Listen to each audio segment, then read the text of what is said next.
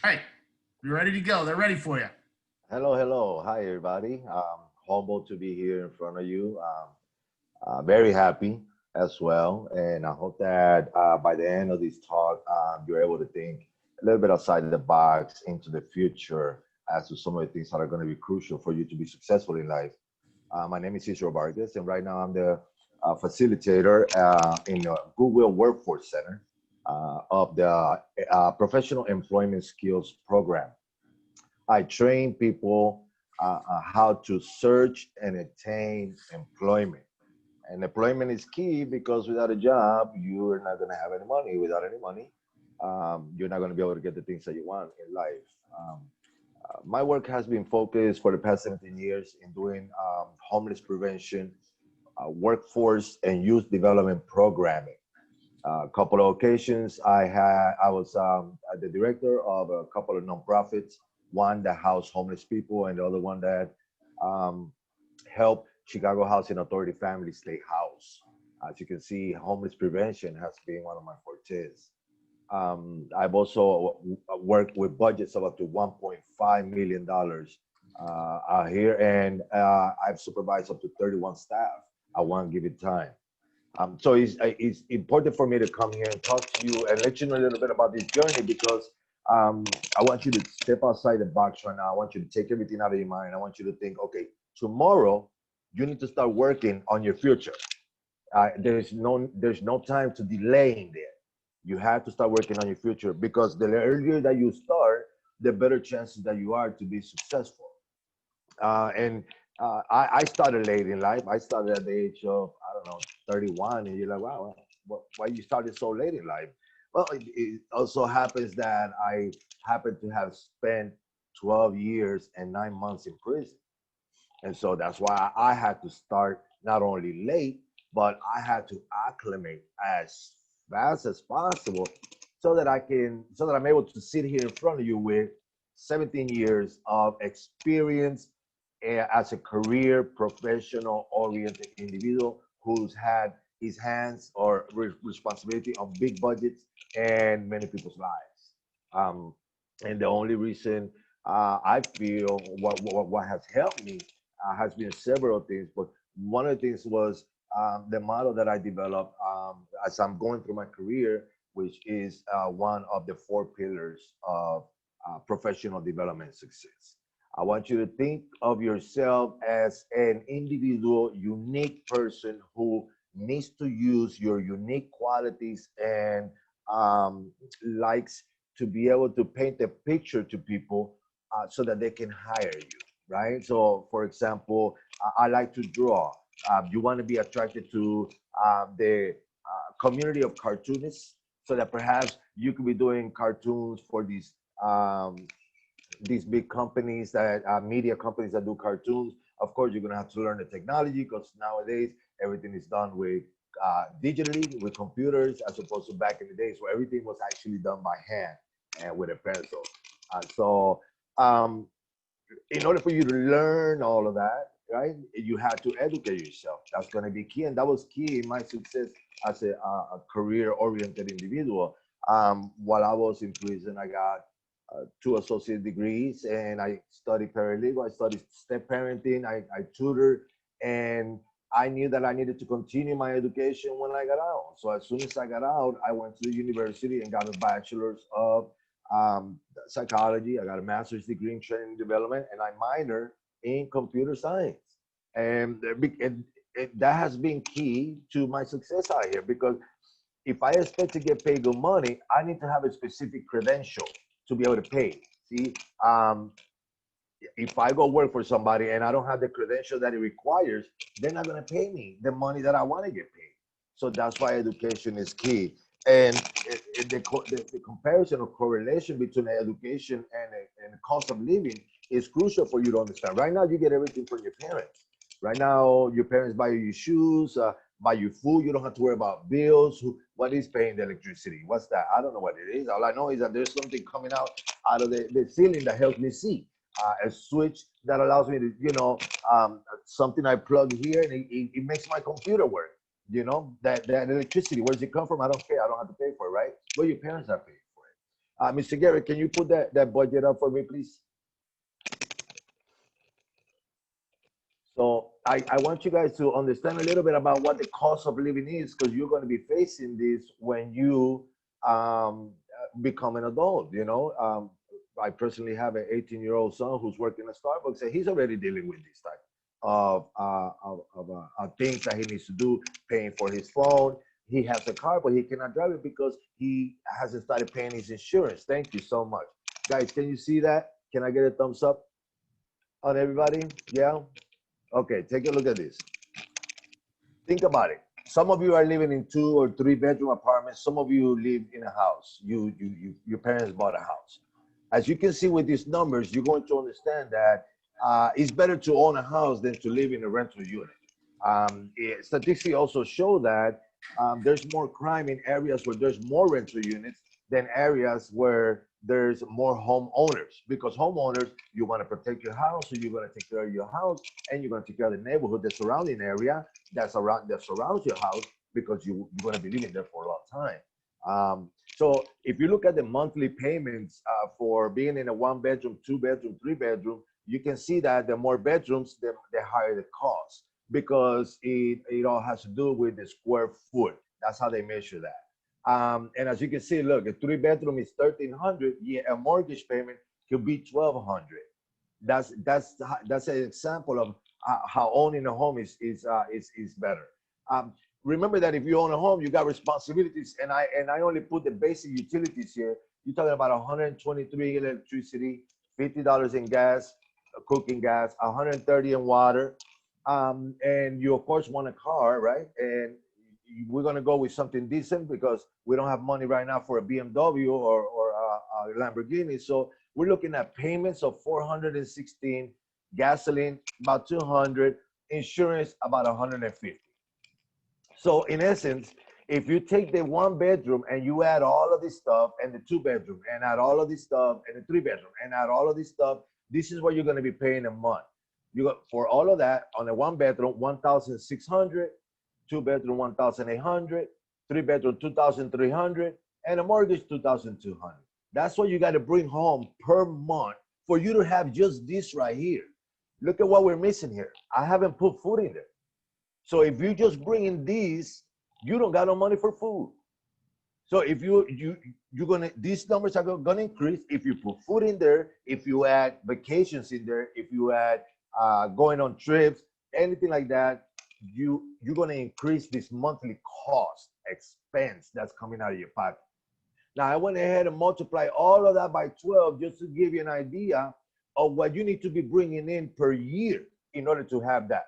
In order for you to afford a 1-bedroom, you need to bring $20,000 a year, a 2-bedroom, 22, a 3-bedroom, 28, and a mortgage, 27,000, for you to be able to just have the basis. Again, I have not included other costs in here, other expenses in here, like insurance for the house is not in there. I have not included, again, the presents for birthday parties and things like that. Can we go to the second one, please?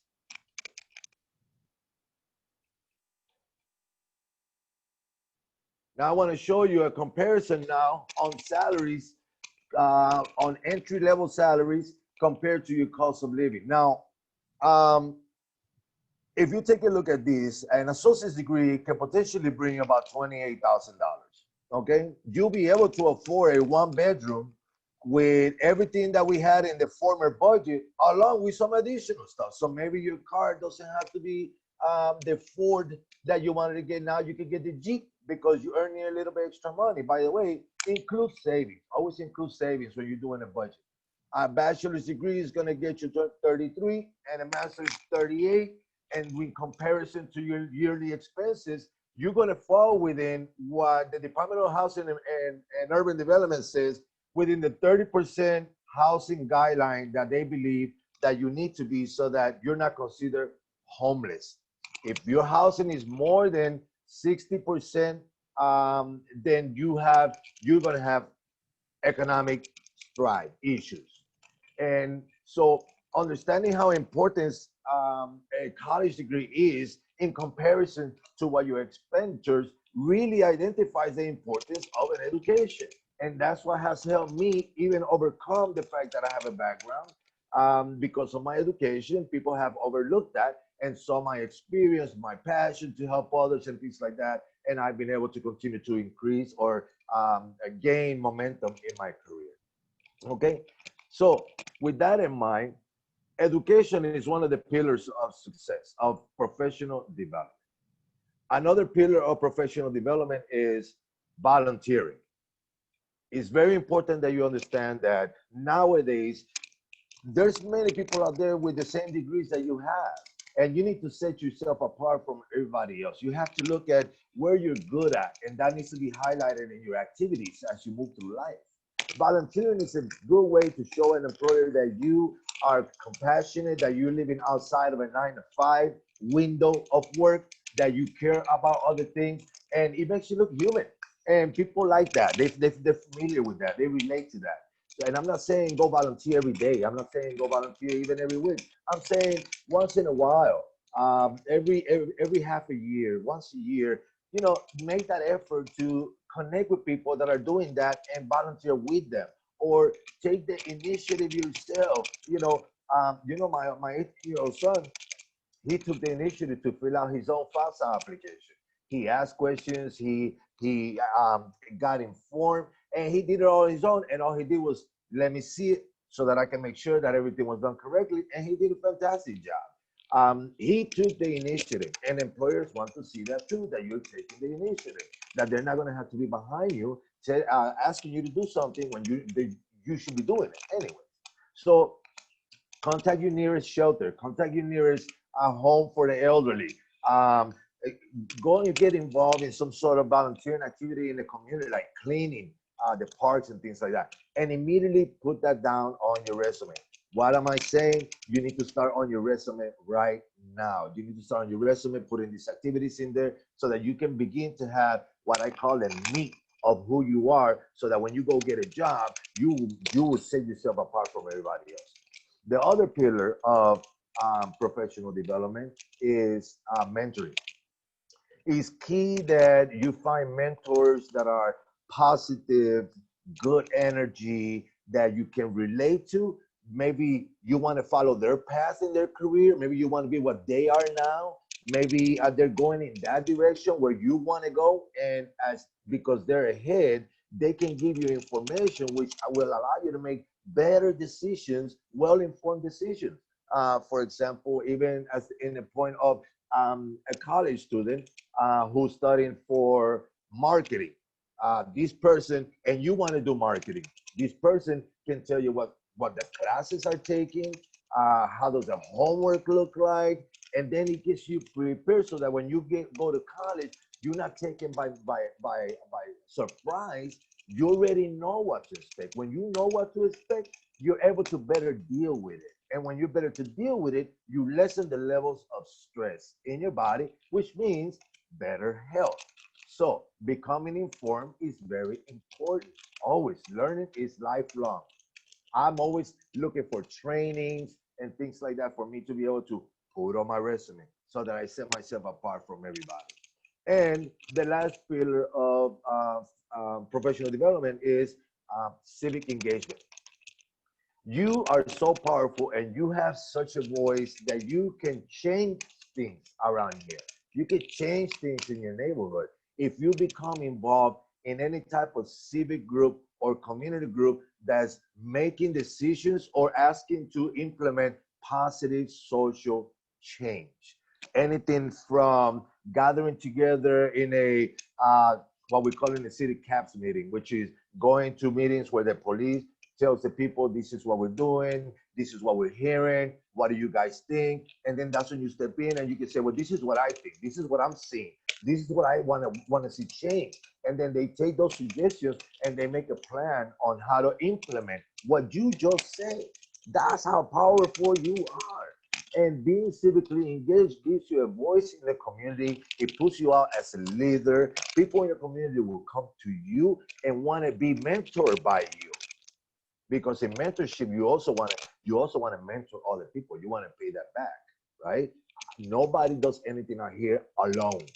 At some point or another, somebody gave you a hand. from your parents helping you with the college money or the application itself. From them even them driving you to school right now is giving you an opportunity for you to get a high school education. So you're not doing it alone. They're bringing you to school. The bus is bringing you. The bus driver is giving you a hand if you're going by the bus. So don't think that you're doing this alone. Nobody does this alone. We do it all together. And because we do it together as a society, we help each other out by becoming involved in those things that are going to better our communities, that are going to help us be successful as individuals, and it's going to help other people follow our path so that they can add to the positive energy that is our society. Okay. How much time do I got, Mr. Mercedes? Right now, you got about 15. Okay, so those are the four pillars of success, and it leads to something that's very important. And I mentioned about um, nobody does anything by themselves, somebody gives a hand.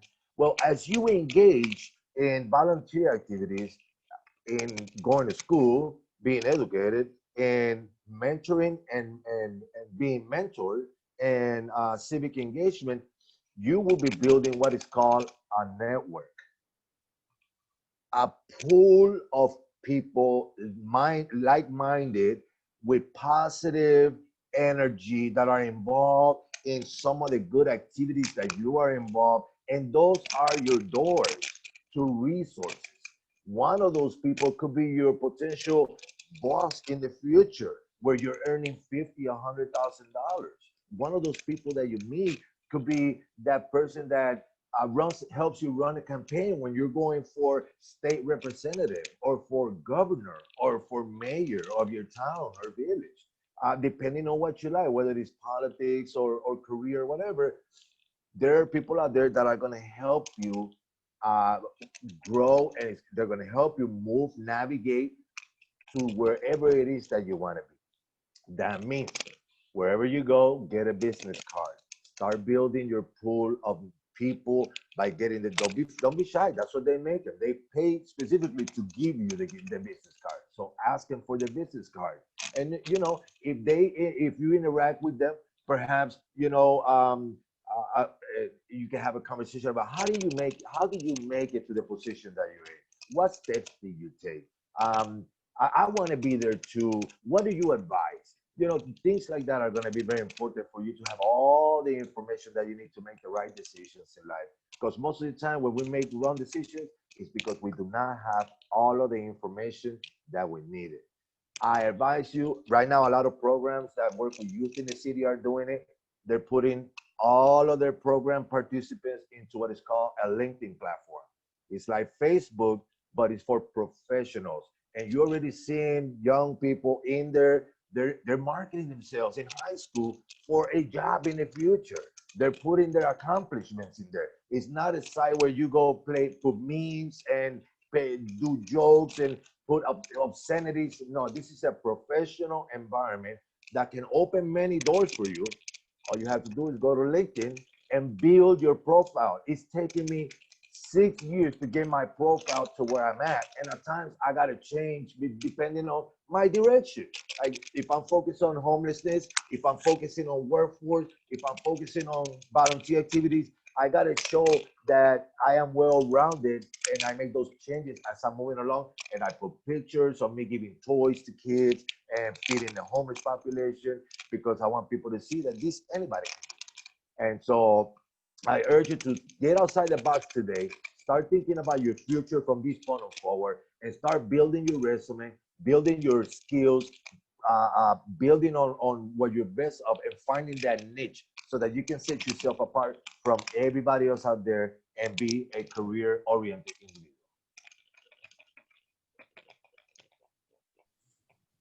All right. Questions. I know you got to have some questions. I welcome any question. Don't be shy.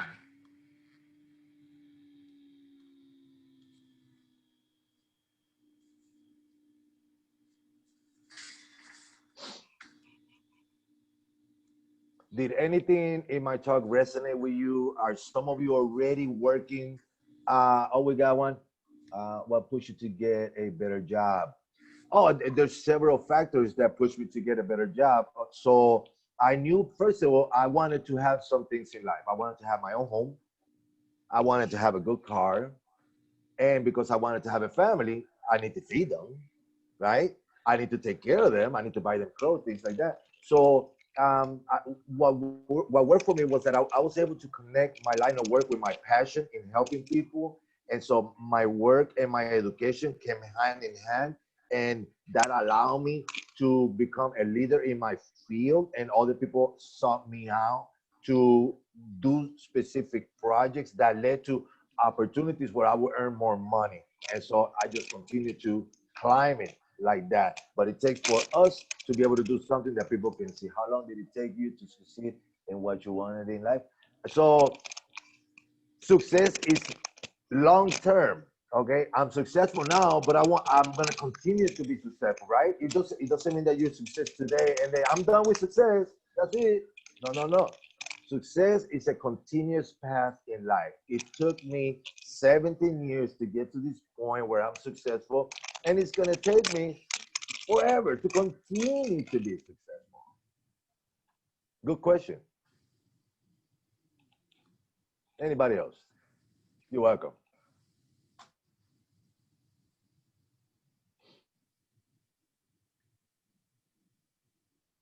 So Israel, if you could go back, Here's one. if you could go back to when, like you just, oh, okay, well here, Marisol has a question. Do you mind if you ask why did you go to prison? Yeah, sure. Because I did not have enough information. What that means is that I was present with a person that I knew. I was present with a person that I knew. That person committed a crime, and because I was there, I was also found guilty of the same offense. It's called like being an accomplice or something like that. If I would have known that being there at that time would, if I thought I didn't do it, so I got nothing to worry about. If I would have known that that doesn't ride in the court of law, I would not have been in that corner. So that's why information is important, informing yourself. And there was another question here. Um, what was that? Do you still volunteer? Oh, absolutely. What do you think I'm doing now? I'm volunteering. I'm not getting paid for this. And where do you think this is going to go? In my resume. And who's going to see that? Whoever out there wants to see it, that wants to hire me and pay me big bucks.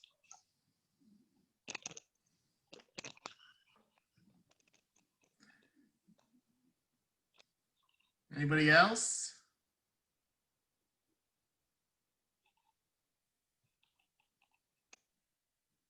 Oh, absolutely. So that's one of the things that I teach you how to do a resume.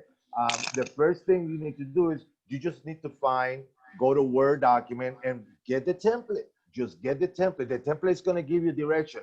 On the top, you're going to have your objective or your summary of qualifications if you have your experience already. Then you're going to put your work history. Underneath that, you're going to put your education, and underneath that, you're going to put your volunteer experience. It doesn't have to be complicated. The format is already there. All you have to do is type over, like where it says type the duties here or type the date here. All you do is type over and just start building your resume. At first, it may be short, but as you're adding stuff, that resume, at one point, my resume was 6 pages long. And I had to figure out how to change all of that so that they don't want to see 6 pages. They only want to see 1 to 2 pages, you know? Um, Not necessarily, but if you are underage, you want to go with an adult, or in a school activity where there's an adult present. You do not want to go if you're 16, 15. You don't want to go by yourself anywhere, anyways. Given how things are nowadays, you want to always have somebody with you. It's not about being monitored. It's about protection. It's about safety. So I recommend that you always take an adult with you when you do a volunteer experience. In Christmas, my whole family, my mom, my sister, my brother, their families, us, we all go to Ronald McDonald's and cook a meal over there. As a family, we do this in Christmas to give back, right? Maybe this is a suggestion that you can give to your family. Hey, family, why don't we go volunteer together? you know, it'll bring us together. That bond, the strength. We're doing something good for everybody. Our last name is highlighted because here comes the Perez or the Fernandez. They volunteer over here. You know, who knows? Maybe one day with all the volunteers, you get an award for best community member family to volunteer out here. I know I got a couple of awards on my resume.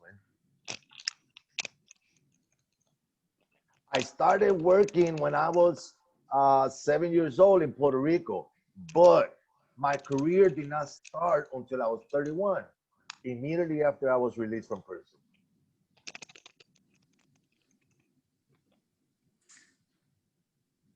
Israel, so since it is Hispanic Heritage Month, is there anything, and I know a majority of the students are Hispanic Latino, and I guess my question to you is, what have you, in sort of the process of living in Puerto Rico and then coming over and experiencing American culture, what sort of advice or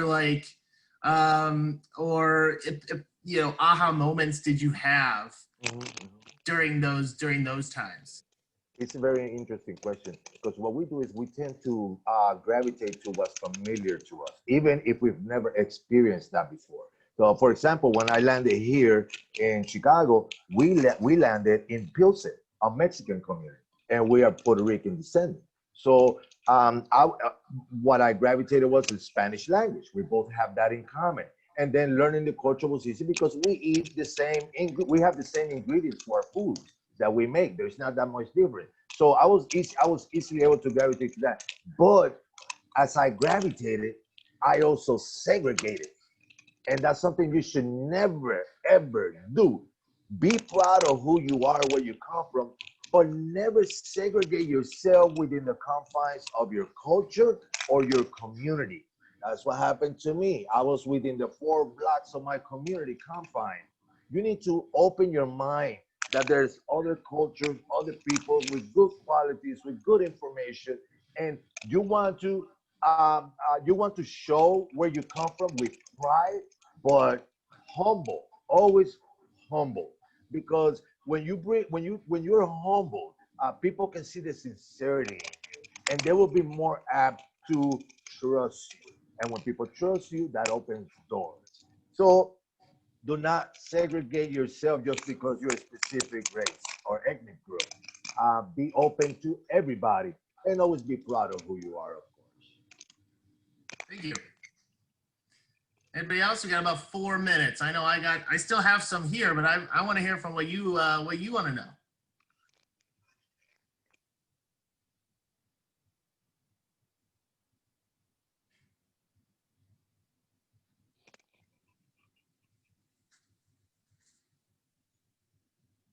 Anybody resonated with this? Did it in somewhere or another, did it make you think of something that you hadn't thought before? Oh, so um, I started because of yes, I do miss Puerto Rico. I started this career because I felt that I felt guilty about what had taken place, and I felt like I needed to give back to show my remorse on why I didn't walk away or why I didn't stop it from happening. And then, but it led to something that I had within that became a passion. Like every time I do something good, I feel so good about myself, and my self-esteem shot up so much that I just continued to want it more and more and more, and it became my lifestyle. It became who I am, and I'm gonna be like this for the rest of my life. There was another question that I didn't get, Mr. Messi.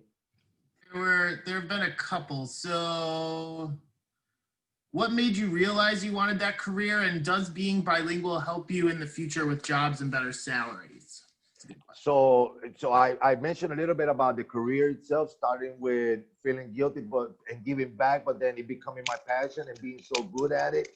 I was able to really convey resources to people, and it became a career. Being bilingual has definitely helped out so much because it sets me apart from a lot of people in the field that are applying for jobs. And nowadays, if you look at some of these platforms like Indeed.com, NPO.net, IDList.org, and LinkedIn, you're going to see a lot of jobs of people requiring bilingual.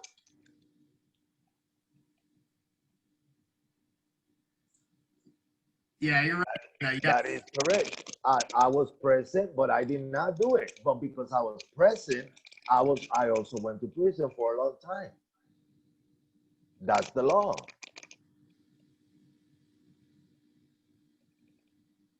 I know it's not fair, but maybe I should not have been there. Maybe I should not have put myself in that situation. The system is what it is. Right now, we can only change something until we become, legislators, and then we can. So because we cannot change some things, but we can't. We are responsible for ourselves. Perhaps we don't need to put ourselves in that type of situation, so that unfairness is not done to us. That's that's a really great way to frame it, I think, Israel. And you know what? I think you're not the only one, Dana, that thinks that's not fair. But I kind of equate it to someone maybe, so say you were driving someone and they said, okay, let's go to the bank. And you were driving this person, they end up robbing that bank. You can be seen in the eyes of the law as an accomplice. Absolutely. You didn't commit the crime, and you may have not known that there was a crime about to be committed. It gets a little sticky in terms of the legal stuff. Yeah. But in the eyes of the law, like that's kind of I definitely think he was kind of, and he would probably admit he was in the wrong place at the wrong time. But I think the point he's trying to make is like, had he had known about this, right? Yeah. He wouldn't have made it. And I think that idea that having the information at hand in order to make the best decision possible is a really important point.